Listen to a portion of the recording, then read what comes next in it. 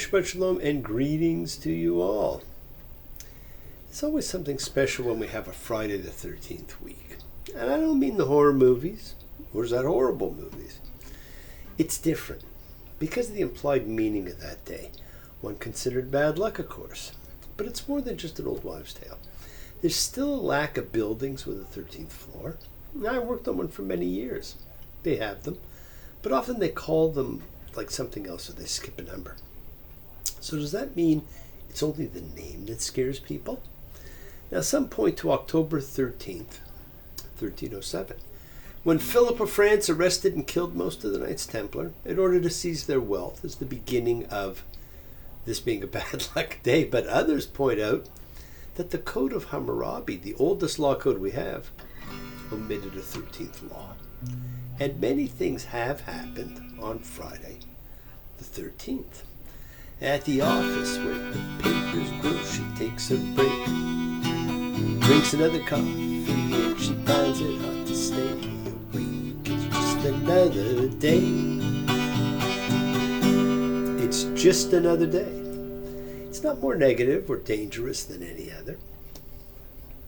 And we're a week away from that day of balance, the fall equinox.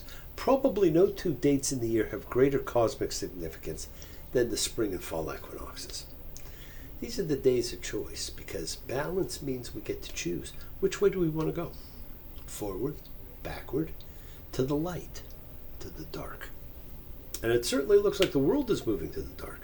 Freedom of religion, freedom of truth, freedom of speech, all are being systematically attacked and curtailed. And aside from the unseen war that's taking place about our rights, there's a terrible war waging in the Middle East right now. And this one's not territorial. It's about existence and acceptance.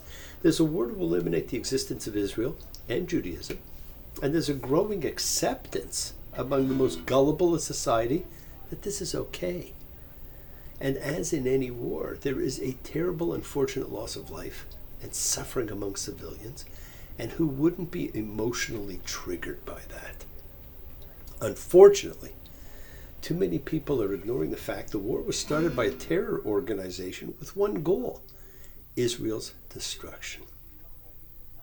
Now, this has unfortunately led to an unprecedented rise of anti-Semitism like never before.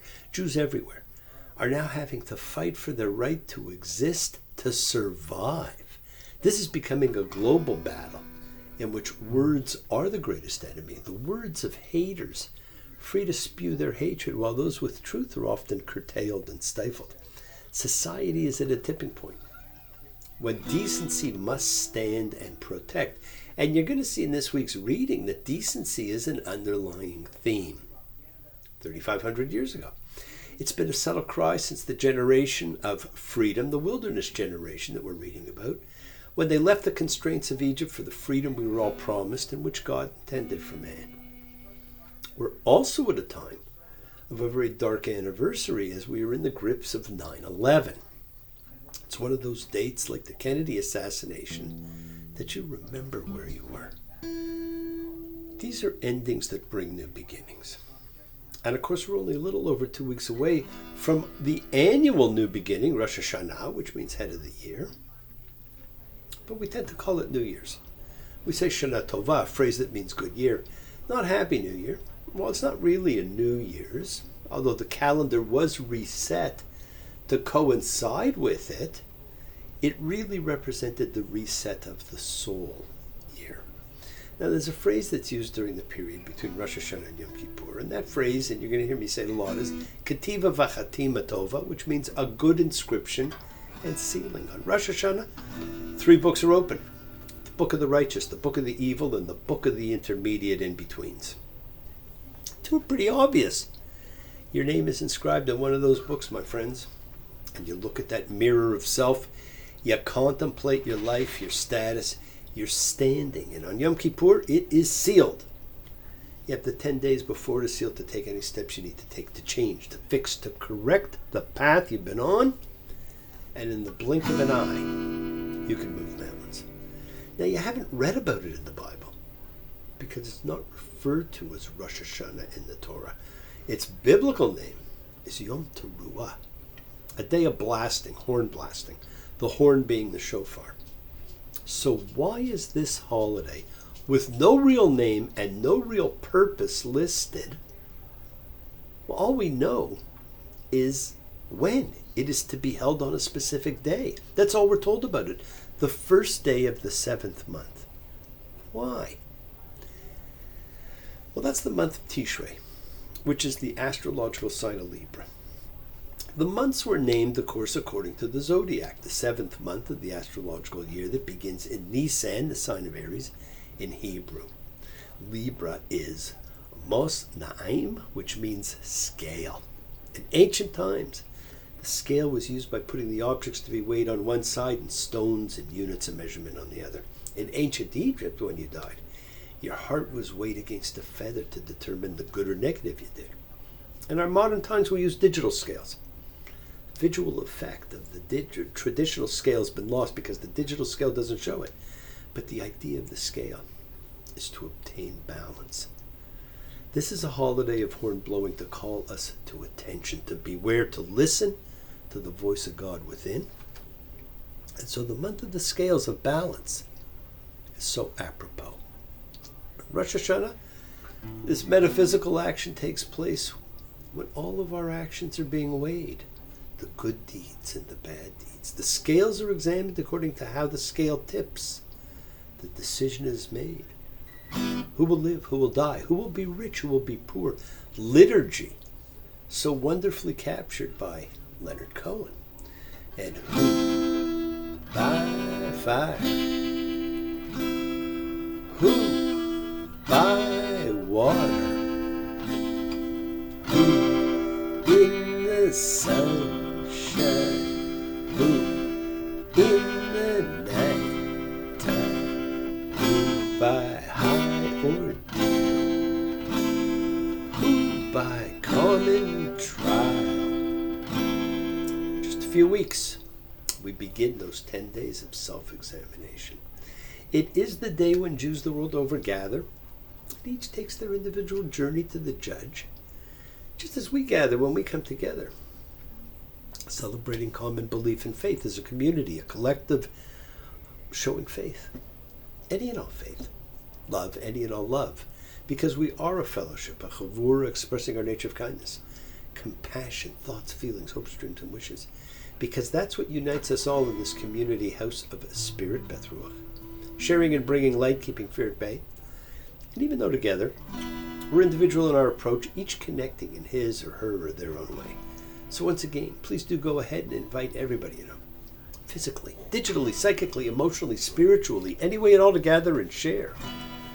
From Psalm 133, the Hine Matov. Come together. Hine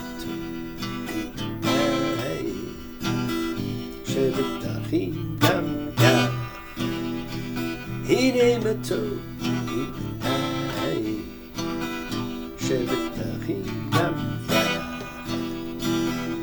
How good and how pleasant it is for brothers and sisters together. Community. Community.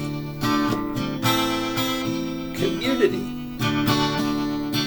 Together. We support each other in this community, so let's all spread love, goodwill, and fellowship to the world. Remember, friends, this is you setting aside just a little bit of sacred time in your own sacred space to honor and converse with whoever, whatever you happen to believe in, because everybody believes in something. It's a part of your intention, your kavanah, that you put out to the universe. It's your goodwill. It's goodwill and intention. They're the roots of what you control, of what you correct. It is your intention that sets in motion everything that occurs in your lives. Let's take some time now. Let's use that intention. Let's send some of that goodwill, some light, some healing out to whoever that needs it. Healing and renewal for everyone, because it floats through space, finding those in need. So send it out for those you know and for the souls and spirits of everybody you love.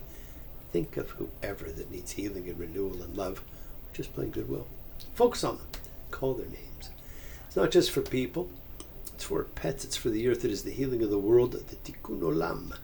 It's part of our spiritual genetic makeup. And a part of the healing of the world is us sending thoughts and energy for health and renewal and goodwill for everybody.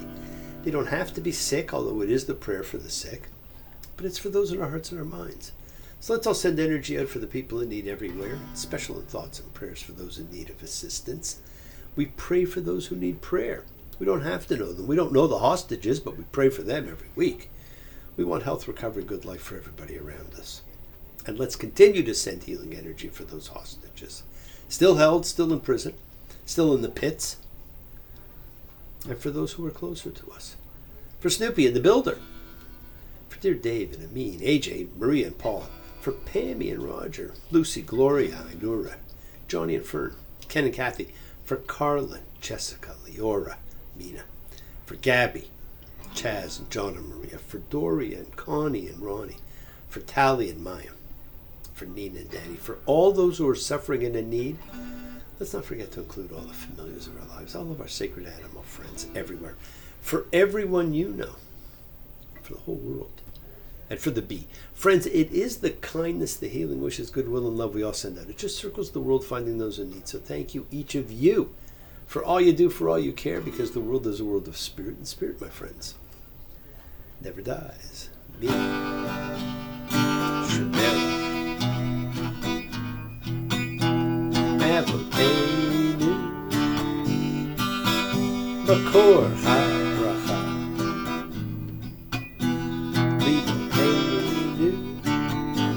May the source of strength bless the ones before us. Help us find the courage. Make our lives a blessing. The renewal of body. The renewal of spirit. Let us say, Amen. Mishaberach, let us all have our spirits renewed. This is the great prayer for healing, which we call upon God to heal as He has healed before. Mishaberach, may He be blessed, because all healing's a blessing. So let's all send and receive healing and renewal energy in our efforts to love, to share, to care, to grow. Now the book is ending.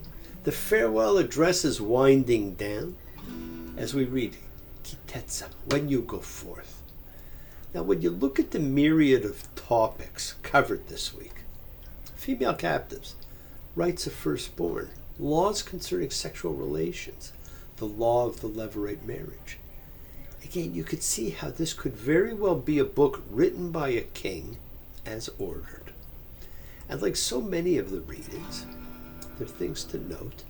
There's always minor changes as time changes memories. Time passes slowly up here in the daylight. We stare straight ahead and try so hard to stay like the red rose of summer that blooms in the day. Time passes slowly and fades away. Now, what you probably noticed, and you'll see again right away, is that much of the book of Deuteronomy, the retelling of the law, is concerned with rules that always have this element of decency and humanity. Now, I've always been struck by the beginning of this section. Deuteronomy 21, 10 and 11. When you go forth to war and you see among the captives a woman of comely features, and you desire to take her to be your wife. Now, this phrase, comely features, is a very interesting one. The same appellation is attached to Joseph in Genesis 39, when the captive Hebrew becomes the object of his Egyptian mistress's lustful gaze. Right? Don't forget, words that are the same have a connection in sections, and so this word is connected in those two sections. Now, throughout the ancient Mediterranean world, captive women of vanquished peoples were assumed to be the due sexual prerogative of the victors. And I'm sure most of you remember the taking of Briseis by Agamemnon from Achilles at the beginning of the Iliad, and how it began the cascade of what took place. Now, perhaps this attitude has permeated throughout time till even recently. Anyhow, this law now exceptionally seeks to provide for the human rights of the woman who falls into this predicament.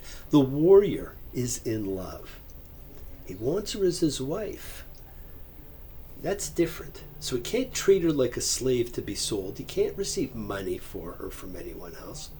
And you'll notice the words for degrading her and letting her go are the same words that he used to describe Egyptians' degrading of Israel and then letting Israel go in Exodus. Words that are the same. And because you want to marry her, you bring her into your house, not as a concubine, but as a wife. And you give her 30 days to mourn the loss of her family.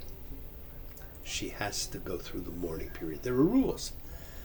The soldier is not permitted to rape her. He may take her as a wife. And if he takes her as a wife, but then rejects her, he must let her go completely free. He can't treat her like a slave to be sold. So many of the things we read in Western classical literature, or even older Egyptian wisdom literature, has its origins in biblical writings. They're also connected. Biblical writings are not just religious based. They offer so much more, like this section does, on treatment of people. Now, the brilliant British mathematician philosopher Bertrand Russell once said, religion is based, I think, primarily and mainly upon fear.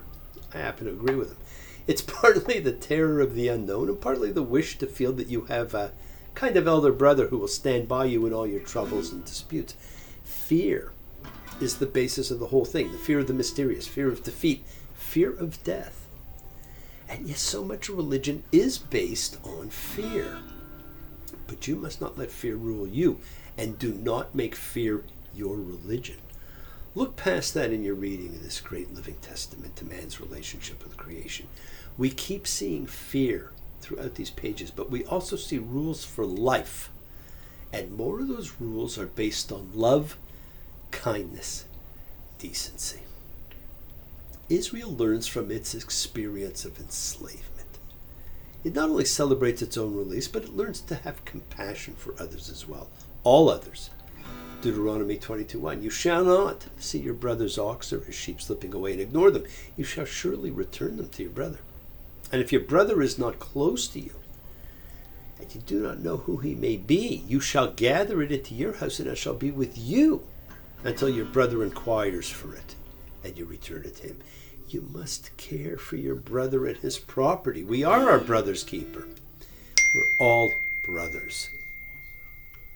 The obligation exists to return lost goods. The road is long, with many a winding turn that leads us to who knows where, who knows where. But I'm strong, strong enough to carry him. He ain't heavy, he's my brother. And in the midst of these wonderful reminders about decency and kindness is the reminder of the law of succession. There's a whole section in here that deals with having more than one wife in the treatment of the children. Deuteronomy 21:15. Should a man have two wives, the one beloved and the other hated? And we saw patriarchs like that. And the beloved one and the hated one bear him sons, and the firstborn son be the hated ones.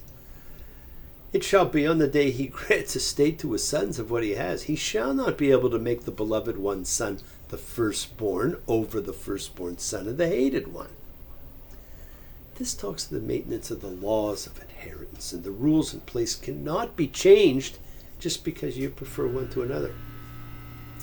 Of course, all the patriarchs were guilty of this. So this has to be kind of a do what I say, not what I do kind of rule. Now, a rarely seen law, the law of the levirate marriage, is mentioned in Deuteronomy 25:5, in which a brother must marry the widow of his dead brother. And yes, it is still done, not as frequently, but if you want to know more about it, you know what, there's a fantastic Hallmark film, Loving Leah, which gives a beautiful modern story of how this works. It's fantastic. Yes, my friends, the world is sacred. So is everything in it. Express your gratitude, light a candle, make a wish, Celebrate your life and the lives of those you love. Share your feelings with them. Live free, be free. Honor your freedom. Be well, be happy, be blessed. Share and honor the light. And all who live in the light and continue to shine, continue to send everybody you know goodwill and love. Pray for peace and freedom for everyone. And end to terror and hatred. Remember, friends, we're a community. We learn together. We celebrate with each other. We love each other. We share this ride together, men and women equally. So let's all send out love, not fear. Send out peace, harmony, goodwill, and healing to all who need it. And please do learn to forgive and learn to love. Open your hearts. Honor the relationships of your life and tell those you love that you love them. Examine your intentions. Use them to imprint your will on the universe, because we set in motion all that happens in our lives. It is our intention, our Kavana, our cause, our effect. Everything is linked. You always have time to forgive and to be forgiven. You have the knowledge of what's good and bad, so acknowledge what you have done wrong to yourself, to God, and to any person you've wronged. But ask forgiveness. Do so with sincerity, accountability, and vulnerability. Forgive those who've hurt you as you learn to be forgiving, compassionate. Because the secret of forgiveness, compassion, and peace, my friends, is acceptance. Can you accept yourself? Other people, the world, just as they are? Can you accept life as it is without trying to control it? If you do, you can experience the peace that acceptance brings. So keep on dreaming, my friends. Keep on being, keep sharing, keep shining, keep teaching. Keep spreading joy and goodwill. Do not follow fear, follow love, because it's always in front of you. Work to be present in the body. Expand your heart, quiet your mind, because the deepest source of real power lies in your consciousness and your ability to be mindful, to be aware, to be present in all of life's circumstances. Love with the heart, because we're all part of a greater whole. Embrace love, not fear. Forgiveness, not anger. Be there for someone, because someone is actually always there for you, whether you know it or not. Continue to explore faith and belief.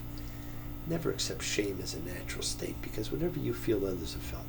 Whatever you've experienced, others have too. We share together. We learn together. We help each other, because we are, each of us, simply trying to find love and acceptance and support. We all have, or could have, that special someone in our lives, to find them. Tell them what they mean, because you're never alone on your journey. Keep forgiving all that you need to forgive. Keep asking forgiveness from those you need to ask forgiveness of. And listen to that voice of God as the multiple pronouns of he, she, it, them, they talks to you. And remember your connection to God and all he has created in body and in soul. It's a part of you. It's a part of me. It's a part of all of us, and it always will be. So enjoy the week. Continue to imprint your will upon the universe. Continue to enjoy love and freedom. And remember, friends, pay attention to your words. They have a profound effect.